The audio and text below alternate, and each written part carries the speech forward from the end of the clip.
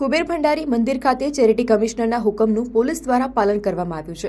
Charity commissioner દ્વારા દાનપેટી, મંદિરના પૂજારી, પાવતીઓ અને બાઉન્સરને લઈને હુકમ કરાયો હતો, જેમાં પૂજારીઓને મંદિરમાં પ્રવેશ આપવા તેમજ મંદિરની જૂની દાનપેટીઓ પુનઃ મંદિરમાં સ્થાપિત કરવા હુકમ કર્યો હતો।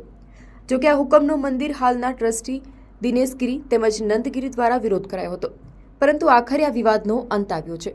શ્રી કુબેરેશ્વર સોમેશ્વર સંયુક્ત ચેરિટેબલ ટ્રસ્ટની 24 દાનપેટી મંદિરમાં પરત મૂકવામાં આવી છે અને પૂજારીઓને મંદિરમાં પ્રવેશ આપવામાં આવ્યો છે, જેમના દ્વારા આજે મંદિરના કપાટ ખોલવામાં આવ્યા હતા।